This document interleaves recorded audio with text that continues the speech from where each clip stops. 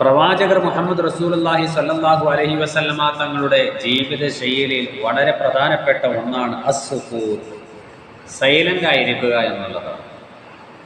ലാ യതകല്ലമു ഫീ ഗൈരി ഹാജത്തിൻ, ആവശ്യത്തിനല്ലാതെ നബി സല്ലല്ലാഹു അലൈഹി വസല്ലമ തങ്ങൾ സംസാരിക്കാറുണ്ടായിരുന്നില്ല.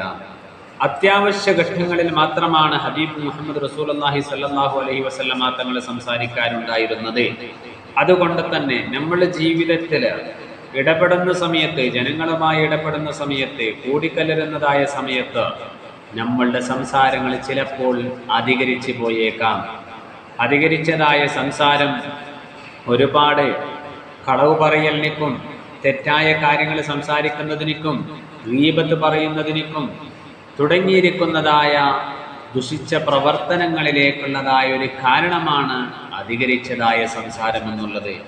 അതുകൊണ്ട് തന്നെ നമ്മൾക്ക് ഏറ്റവും കൂടുതൽ മാതൃകയാക്കാൻ പറ്റിയ ലോകനേതാ മുഹമ്മദ് റസൂലുള്ളാഹി സ്വല്ലല്ലാഹു അലൈഹി വസല്ലമ തങ്ങളുടെ ഈ ഒരു ജീവിത ശൈലി നമ്മളുടെ ജീവിതത്തിലും പ്രാവർത്തികമാക്കാൻ റബ്ബ് തൗഫീഖ് നൽകട്ടെ.